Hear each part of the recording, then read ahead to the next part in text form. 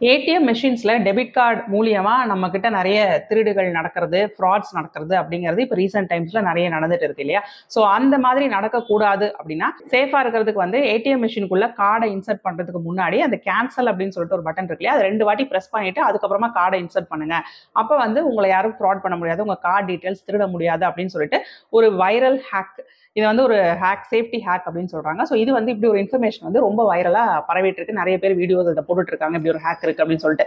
So இது வந்து உண்மையா அப்படின்னு பார்த்தா இது உண்மை கிடையாது. Just because it got viral, it is not a fact. So RBI வந்து இந்த மாதிரி நாங்கள் எந்த விதமான அனௌன்ஸ்மெண்ட்டும் கொடுக்கல அப்படிங்கிறத உறுதி செஞ்சுட்டாங்க.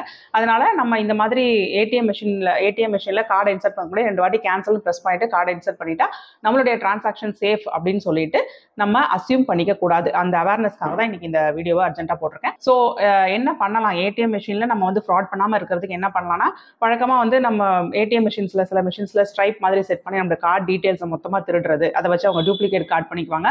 ஸோ நம்மளுடைய அக்கௌண்ட்லேருந்து பணத்தை திருடிடுவாங்க. அப்படி இல்லைனா வந்து ஏதாவது ஒரு சின்ன கேமராவோ இல்லைனா நம்மளுடைய ஃபிங்கர் மூவ்மெண்ட்ஸை வந்து ட்ராக் பண்ணுற மாதிரி ரெஜிஸ்டர் பண்ணுற மாதிரி சில விஷயங்களை வச்சு பின் நம்பர் திருடுறது, இது மாதிரி நடக்குது. ஸோ இந்த மாதிரிலாம் நடக்காம இருக்கணும், அதுலேருந்து நம்ம காப்பாற்றிக்கணும் அப்படின்னா இந்த ஹேக், அதாவது கார்டை இன்சர்ட் பண்ணுறதுக்கு 2 தடவை கேன்சல் பண்ணுற இந்த ஹேக் வந்து சத்தியமா ஒர்க் ஆகாது.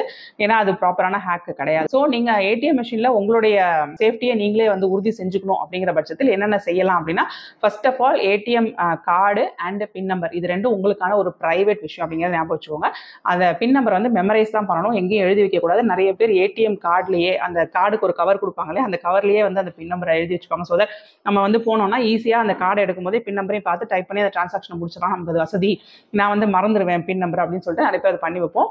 அதை பண்ணவே கூடாது. பின் நம்பர் வந்து மெமரைஸ் தான் பண்ணணும், அதை எங்கேயும் எழுதி வைக்க கூடாது. முக்கியமா கார்டு கூட சேர்த்து அதை எழுதி வைக்க கூடாது. ஏன்னா கார்டு திருடு போச்சுன்னா திருநவங்களுக்கு கார்டும் பின்னும் சேர்ந்தாப்புல கிடைச்சிரும். So which is not good. So அதை வந்து பண்ணவே கூடாது. ரெண்டாவது முக்கியமான விஷயம் என்ன அப்படின்னா, நீங்க உள்ள போயிட்டு ஒரு டிரான்சாக்ஷன் பண்றீங்க அப்படி வந்து ஷோல்டர் சர்ஃபஸ் அப்படின்னு சொல்லுவாங்க. ஸோ யாராவது நம்ம பின்னாடி லைன் நிற்குதுன்னா அப்படி எட்டி பார்ப்பாங்க, நம்ம வந்து என்ன டிரான்சாக்ஷன் பண்றோம், நம்ம என்ன எவ்வளோ அமௌண்ட் போடுறோம் அப்படிங்கிறத எட்டி பார்ப்பாங்க. சில பேர் கேஷுவலாக பார்க்கலாம், சில பேர் தப்பான இன்டென்ஷனோட பார்க்கலாம். அதனால நீங்க வந்து கூட்டமான ஏடிஎம் இருக்கு, இல்லை பின்னாடி யாராவது நின்று இப்படி எட்டி பார்க்குறாங்க அப்படின்னா முடிஞ்ச வரைக்கும் உங்களுடைய உடம்பையே நீங்க ஷீல்டா யூஸ் பண்ணி நீங்க பண்ணக்கூடிய டிரான்சாக்ஷன் தெரியாம அண்ட் ரொம்ப ஒருவேளை ரொம்ப கிரௌடடா இருக்கு, பக்கத்துல எல்லாரும் கசகச நிக்கிறாங்க அப்படின்னா தேவைப்பட்ட கையை வச்சு மறைச்சிக்கிட்டு நீங்க வந்து அந்த பின் நம்பரை டைப் பண்றது மாதிரி பார்த்துக்கோங்க. இது வந்து ரொம்ப முக்கியமான விஷயம். அதே மாதிரி நம்ம வழக்கமா எல்லாரும் செய்யறது என்னன்னா, நம்ம உள்ள போயிட்டு ஏதாவது ஒரு டிரான்சாக்ஷன் சரியில்லை, வரமாட்டேங்குது, காசு வரமாட்டேங்குது, இல்லைன்னா வந்து மிஷின் ரெஸ்பாண்ட் பண்ண மாட்டேங்குது, அந்த மாதிரி ஏதாவது ஒரு ப்ராப்ளம்னா டக்குன்னு பக்கத்துல யாரு நிக்கிறாங்களோ அவங்களை கூப்பிட்டு நீங்க பாருங்களேன் இந்த மாதிரி ஆயிடுச்சு, இது என்ன சொல்லுது இது அப்படின்னு சொல்லிட்டு நம்ம கேட்போம். இது வந்து பண்ணவே கூடாது. முன்ன பின்ன தெரியாதவங்க கிட்ட நம்மளுடைய ஏடிஎம் டிரான்சாக்ஷனுக்கான ஒரு ஹெல்ப் வந்து கேட்கக்கூடாது. அவங்க வந்து நம்மளுடைய கார்டு டீடைல்ஸ் திருடவோ, நம்ம வந்து கண்டிப்பா பின் சொல்ற மாதிரி இருக்கும். ஸோ அந்த மாதிரி ஏதாவது ஒரு இன்ஃபர்மேஷனை வச்சு அவங்க நம்மளை மேனிபுலேட் பண்ணி அந்த இடத்துல நம்மளுடைய டிரான்சாக்ஷனை திருடுறதுக்கான வாய்ப்புகள் இருக்கு, உள்ள பொந்து திருடுறதுக்கான வாய்ப்புகள் இருக்கு.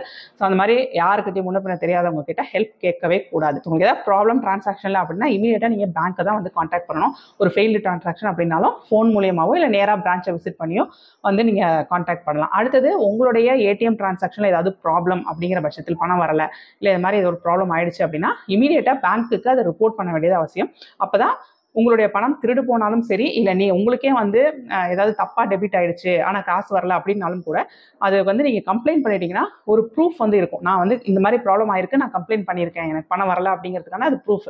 ஸோ யாராவது டிரான்சாக்ஷன் ஃப்ராட்லெண்டா பண்ணிட்டாங்க அப்படின்னா பின்னாடி அதை வந்து நீங்க கம்ப்ளைண்ட் பண்ணும்போது இந்த ப்ரூஃப் வந்து ரொம்ப ரொம்ப முக்கியம். யாருக்கிட்ட கம்ப்ளைண்ட் பண்றது அப்படின்னா, உங்களுக்கு யாரு எந்த பேங்க் வந்து ஏடிஎம் கார்டு ப்ரொவைட் பண்ணிருக்கோ அந்த பேங்க் கிட்ட நீங்க கம்ப்ளைண்ட் பண்ண வேண்டியது அவசியம். அண்ட் கார்டு தொலைஞ்சு போச்சு அப்படின்னா இமீடியட்டா ஆக்ஷன் எடுத்து உங்களுடைய கார்டை பிளாக் பண்ணணும். இப்போ கார்டை பிளாக் பண்ணதுக்கு நிறைய ஆப்ஷன்ஸ் நமக்கு இருக்கு. ஆன்லைன்லேயே பண்ணிக்கலாம், ஆஃப்லைன்லேயும் பண்ணலாம். பேங்க் பக்கத்துலேயே இருக்கு ஏடிஎம் அப்படின்னா உடனே போய் பேங்க்ல கம்ப்ளைண்ட் பண்ணிடலாம். அப்படி இல்லை அப்படிங்கிற பட்சத்தில் நீங்க வந்து ஃபோன் மூலியமா, அதாவது mobile banking, net banking options பண்ணலாம். இதுக்கு பிரத்யேகமா ஒரு வீடியோ சேனல் இருக்கு, அந்த வீடியோக்கான லிங்க் டிஸ்கிரிப்ஷன் பாக்ஸ்ல கொடுக்குறேன், எப்படி பிளாக் பண்றது அப்படின்றத தெரிஞ்சுக்கோங்க.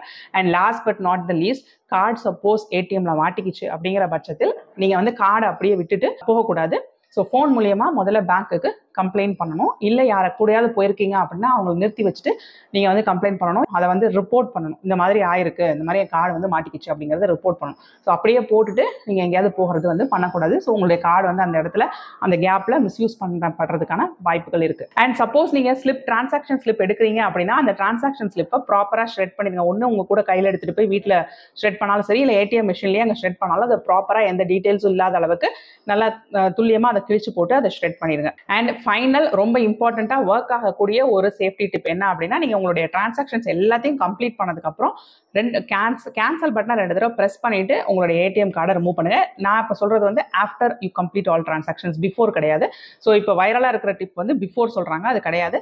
பட் இது எதுக்கு அப்படின்னா ஒரு சேஃப்டி. ஸோ நீங்க ஏதாவது ஒரு டிரான்சாக்ஷன் பண்ணிருக்கீங்க, அந்த டிரான்சாக்ஷன் ஃபெயில் ஆயிடுச்சு, இல்ல பணம் வரல, என்ன ரீசனா வேணாலும் இருக்கலாம், இல்ல உங்க டிரான்சாக்ஷன் சக்சஸ்ஃபுல்லா கம்ப்ளீட் ஆயிடுச்சு அப்படின்னா கூட 2 தடவை கேன்சல் பட்டனை ப்ரெஸ் பண்ணிடுங்க, கார்டை எடுத்துருங்க. அப்பனா நீங்க ஆல்ரெடி ஏதாவது வந்து இன்கம்ப்ளீட்டா சில விஷயங்களை என்டர் பண்ணி அன்இன்டென்ஷனலா, அதாவது எடுக்கக்கூடிய இது இல்லாம இன்டென்ஷன் இல்லாம இன்புட் பண்ணியிருந்தாலும் அந்த டீடைல்ஸ் வந்து அந்த கீபேட்ல சேவ் ஆகி இருக்காது. ஸோ தட் பின்னாடி வரவங்க யாரும் அதை மேனிபுலேட் பண்ண முடியாது. இன்கேஸ் நீங்க கார்டை மறந்துட்டீங்க அப்படின்னா கூட கேன்சல் பட்டனை ப்ரெஸ் பண்ணிட்டீங்க அப்படின்னா அவங்களால அந்த கார்டை வச்சு நீங்க ஆல்ரெடி என்டர் பண்ண இன்ஃபர்மேஷனை யூஸ் பண்ணி அவங்களால எதுவும் பண்ண முடியாது. ஸோ இது வந்து ரொம்ப முக்கியமான டிப். அதனால நீங்க பார்த்துட்டு இருக்கிற அந்த viral hack first of all உண்மை கிடையாது. அது மட்டுமே பண்ணிட்டீங்க அப்படின்னாலே உங்களுடைய ஏடிஎம் டிரான்சாக்ஷன் சேஃப் அப்படிங்கிறது கிடையாது. நீங்க ஃபாலோ பண்ண வேண்டிய சேஃப்டி டிப்ஸ் என்னென்ன அப்படிங்கிறது இந்த வீடியோல சொன்னேன். ஸோ இதுல ஏதாவது டவுட்ஸ் இருக்குன்னா தாராளமாக அந்த கமெண்ட் செக்ஷன்ல கேளுங்க, அதுக்கான ரிப்ளைஸ் நான் கொடுக்குறேன். இதே மாதிரி இன்னொரு யூஸ்ஃபுல் தகவலோட நான் உங்களை அடுத்த வீடியோவில் சந்திக்கிறேன். Until then, it's bye from Jane. நன்றி, வணக்கம்.